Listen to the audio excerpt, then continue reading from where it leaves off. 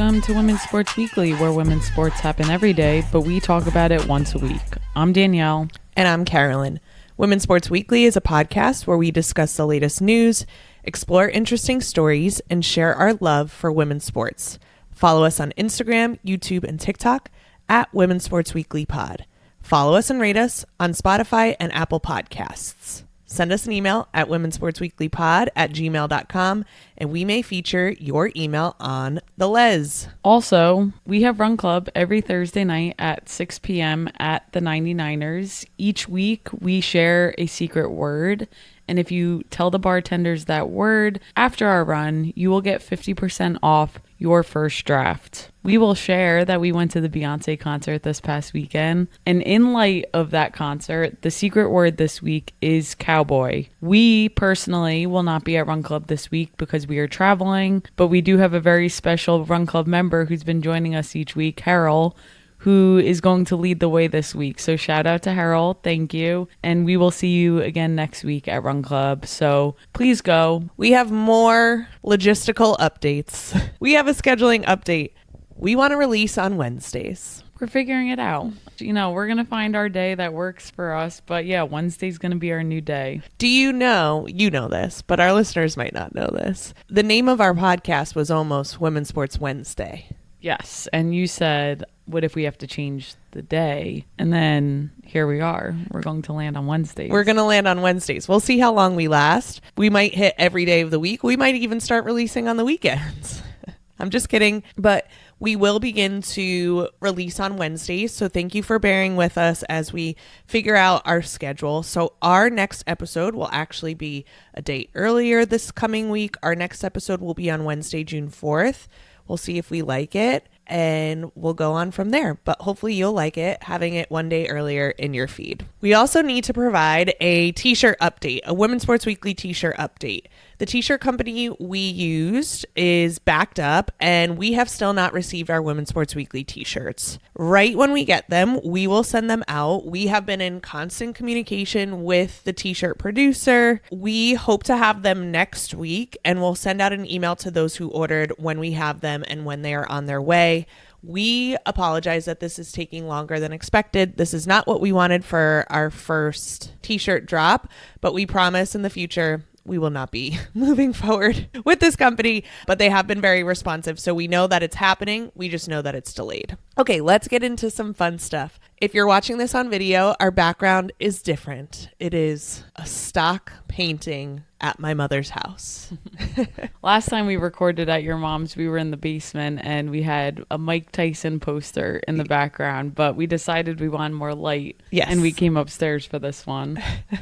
Mike Tyson and Evander Holyfield, I think it was. So yeah, we got out of the dingy basement and now we are upstairs with trees, classic paintings. Looks like trees. All right, but why are we here, Danielle? So we have a lot going on the East Coast this week. This past weekend, one of my best friends had her bachelorette party. Laura, shout out, huge listener. And she also plugs our pod. She was telling me she was listening to our pod on the way to the bachelorette with friends in the car. So friends Laura, who don't listen. Yeah, thanks for supporting us all the time. Nothing gets me more pumped up when I'm going to a bachelorette than listening to my own voice. I was at the Finger Lakes in upstate New York for Laura's batch. We tried some wineries, some breweries, just had a nice time at the house. It's really beautiful up there and just really exciting to celebrate Laura before she gets married next month. It was really nice to catch up with some friends and just enjoy that part of the country that I've never been to up in the Finger Lakes. Yeah, that's wonderful. And unfortunately, as you get older, bachelorettes serve as a purpose of like just bringing friends together. So yeah, it's really great that you got to have that time together. Yes. We'll be celebrating their wedding in a month now. So really excited about that as well. But really great weekend. That's amazing. When you were on this batch, I also came back to New Jersey because we have a wedding later this week. Yes, my cousin Chris is getting married. We're staying here for the week and just spending time with family in between events. Yes. And so I also flew back to the East Coast, and I wasn't with Danielle. I was with my family. My cousin was like, I'm going to Beyonce tomorrow. And I was like, why am I not going to Beyonce tomorrow? Hold on. I should have my hat on for this because I am officially a cowboy. Cowboy Carolyn herself. Cowboy This looks so ridiculous. Okay, so I was like, I want to go. And then I texted you, and you were at the batch, and I was like, do you want to go to Beyonce? Yes. And I was like, well, I can't miss Beyonce if we have an opportunity to go. Like, what? So we impulse bought tickets. Yep. And the next night we were at Beyonce at MetLife Stadium in New Jersey, and it was amazing. Let's just start with some things. So Taylor Swift has set the standard of when you go to the concert, it is a party and you need to dress accordingly. And I love that so much. I love that everyone is on theme together, and that's exactly what happened at the Cowboy Carter concert, which is why I have a cowboy hat on my head, and I've never worn a cowboy hat in my life. I went to school in South Carolina. Now we live in the Southwest mountain range area, but here I am, cowboy hat on for Cowboy Carter, which was amazing, and everyone was just dressed so well. Yes, you were very worried about my outfit going in because I didn't know on this trip that we were going to that concert, so I did not pack accordingly. Me neither. But the outfit came together. Your sister let me borrow her jean jacket, so thank you, Allie. That was great. And then she ended up giving me her cowboy hat too, so the outfit came together fast. It was great. It was odd if you were not dressed up for the concert. Yeah, but no shade if people weren't dressed up. Like, I wasn't going to come dressed up. I know. You said Beyonce can't see me. But That's then true. multiple times she was flying around in the stadium on some kind of contraption and repeatedly said how great Everyone looked in the audience. I thought that the concert was so smart. I've seen Beyonce before, and the imagery and the messages that are both subtle and so in your face, I just think is so amazing because you're getting more than just an artist singing. You are getting an entire message. You are also getting from Beyonce, especially the way that her and her dancers move and what they produce is incredible. Yeah. And then on top of that, she can sing really, really well. So I just thought it was so great. And I also thought it was just like such a great tribute to American culture. And I've talked about before how the Olympics make me feel really patriotic. At that concert, I felt so incredibly patriotic with the people that were around us of like, this is what America is. These are the important things that we should be talking about. In times when it can feel like maybe this country does not want you around, it did not feel like that at the Beyonce concert. It was a great mix of people. Everyone was just so excited to see Beyonce. Everyone was there for the same reason, and you could just tell the vibes were high and you were with the right people. It was overall a very cool experience because a crowd makes a concert too. The people you're surrounded with, and it was just lovely. Overall, the whole experience was amazing, and I'm so happy we went. Same. And we said this was the nicest crowd we've been in at any concert. Like, everyone was just having fun, and she's amazing. Yeah. She's one of one. She's still on tour, so if she comes near you in a city, check out the tickets because it is so worth it to go. You would not be disappointed. For sure. Should I take my cowboy hat off now? Yeah. Okay, I'll probably never wear this again unless I go to another Beyonce concert, but we'll see. Or the rodeo, you know. I'm never going back to a rodeo. I'm never going back to the rodeo unless Beyonce's going to be at the rodeo. Even then, it would be hard for me to go. Fair.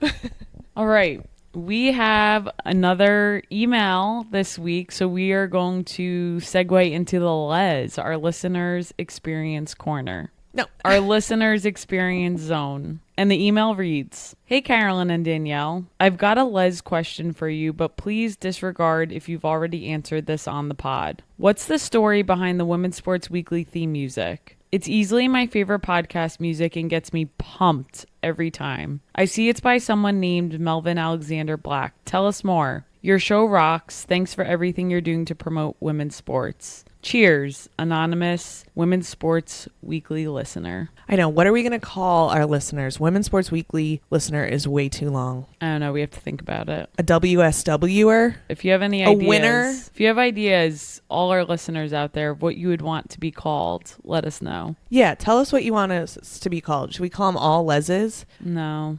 I feel like that would... All right, let's get into Okay, fine. the question. Melvin is my cousin's husband. He creates and produces music. He's released an album before. He is amazing. And you should definitely go check him out on Spotify. We are so thankful that he created our theme music. And I reached out to Melvin and I was like, hey, we're doing this podcast. We have no idea what we're doing. We know we need some theme music. It's going to be about women's sports. And we want it. And no, and I didn't say this, but what I wanted it to sound like you were at a high school basketball game, like that kind of energy. I did not say that to Melvin. He sends us back our clip of what you hear of our intro music. And I was like, that's perfect. Literally, with no context, he sent us that, and we were both so excited because it was so perfect. So Melvin continues to create and produce music. I don't think he does it as often as he would like because he has a family and a regular job, just like us. We would love to do this podcast more. We can't do it as much as we'd like because of our regular jobs, but please go give him a follow. We are just so thankful that he created such an amazing outro for us. Yes. Shout out Melvin. Deserve all the kudos. Maybe if we ever get a big deal, he'll actually get something back for that. Right now, it's just kind words. All right, let's get into the highlight reel for this week. I'll start. The Minnesota Frost are PWHL Walter Cup Champions in 2025. This is their second win in a row and the second time they've won as a 4 seed. That is some crazy stuff right there. 2 years in a row, be the 4 seed going into playoffs, and then just win the championship. And the first 2 years of the league. Yeah, that is really something. As a reminder, number 1 Montreal picked to play number 3 Ottawa Charge, and Ottawa won the series to make it to the finals. And Toronto was left to play Minnesota, and Minnesota obviously won the series to make it to the finals. In this matchup between the Minnesota Frost and the Ottawa Charge, the regular season was split 3-3. Minnesota had won 3, Ottawa had won 3. So we knew that this was going to be a great series, and it was. The finals is a best of 5, and the Frost beat the Ottawa Charge 3-1. All 4 games of this final series went into overtime, and all of the games in the finals had the score of 2-1. That just shows how close the competition was for every single game to go into overtime and then be such low scoring, 2-1. Both teams are playing great defense. Both teams are pressing. Both teams are just going at it the whole time. It's really incredible. Yeah, I also feel like if you believe in simulation or aliens controlling us, the aliens were just we don't know what to do with this series and hit copy paste a bunch of times. And we're like, this will be good enough for these humans. Yeah. Entertain them with this. Liz Shepard scored the cup clinching overtime winner, and Liz Shepard also scored the game-winning goal in Minnesota's cup clinching victory. Why is that a word? Cup clinching victory in the 2024 PWHL finals. So she won it last year for them, and she won it this year for them. And I guess I have to say, congrats again, Minnesota. You're not the team that I wanted to win, not even close.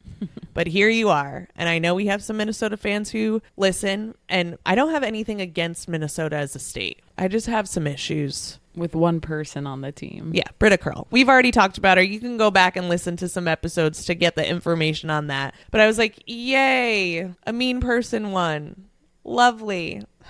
But congrats to the rest of the team. Okay, congrats, Minnesota Frost. They are your 2025 Walter Cup champions in the PWHL. What do you have for us this week, Danielle? I am going to cover the NCAA Women's Lacrosse National Championship. This game was between UNC and Northwestern. UNC won this matchup 12-8, and this was their second time winning the national championship in the last 4 years, which shows how dominant they've been. It's also their 4th national title in program history. A few notable things from this game: freshman attacker Chloe Humphrey had a star performance for UNC and finished with 4 goals, 2 ground balls, 2 caused turnovers, and an assist in this win. She also became the first freshman to be named a finalist in the prestigious Tewaaraton Award. Cool thing about Chloe Humphrey is her 2 older sisters, Nicole and Ashley, are also on the team. So the 3 of them now have won a national championship together, which is very cool. It's also interesting how they all came together because her sisters had gone to other schools and then came to UNC to all be together, and they had injuries which allowed them to play the extra year because they're older. I just think about if it was me and my two sisters winning a national championship, that would literally be the coolest thing ever. What would you and your two sisters win a national championship in? Basketball. Oh. Okay. Well, that's the sport. Carly and I played basketball in college. Amanda's favorite sport was always lacrosse, but she also played basketball. So I feel like that would make the most sense. Gotcha. I never played lacrosse. Carly did for a hot second. So that's why I say it like that. Got it. Yeah. I think for my family, between my brother and my sister, it could be sports trivia. I think we could win a national championship in sports trivia and heavily rely on my brother. Yes. But that makes sense. I think he would cover the men's sports really well. His memory is insane. I think I could do pretty well in the women's sports. And then my sister is very good at gut. My sister's also very smart. She's very good at gut feeling, and she's very good at being decisive. So if we were in between, she'd be like, we're going with this. Yep. I could see that. This UNC team really is a family affair, though, because the head coach, Jenny Levy, also has a freshman midfielder on the team, her daughter, Kate Levy. They became the first mother-daughter duo to win a national championship together as well. So you have the three Humphrey sisters winning a national championship together, and then you have a mom-daughter winning the national championship. And her mom, the coach, Jenny Levy, was quoted in an article I read that obviously she's so excited for her daughter that's on the team, but she's just so excited to see her and her teammates come together and win this. So that has to be such a cool feeling. We love a Nepo baby. Do you know what that is? No. Have you ever heard the term like nepotism? Yeah. So like nepotism is when you get your family in positions because you have power. Yeah. I'm not called like whatever, but a Nepo baby is a baby who will probably benefit from nepotism. Gotcha. So that's a Nepo baby. Got it. You don't like that. No.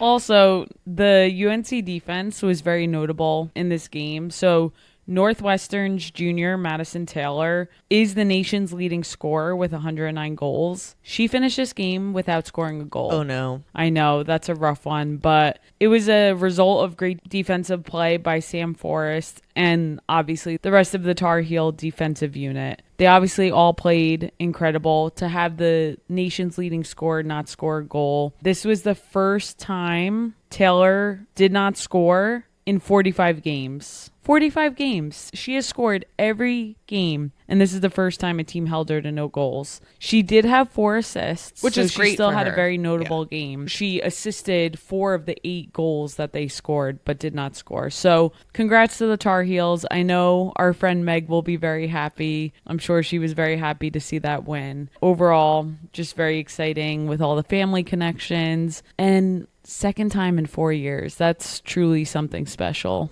And to do it with your sisters. I would love that. Yes. So those are the highlights for the week. With that, what are you looking forward to this week? The Women's College World Series is here and begins today, May 29th at 12 p.m. Eastern Time with Florida versus Texas. There are 3 other matchups that will also occur, and they are Tennessee versus Oklahoma, Texas Tech versus Ole Miss, and Oregon versus UCLA. UCLA just squeaked out past South Carolina. I thought South Carolina was going to be in the Women's College World Series. I was so excited. But South Carolina had the opportunity to close it in 2 games. And in the bottom of the 7th inning, UCLA blew it open. They won that game and then won game 3 to make it here to the Women's College World Series.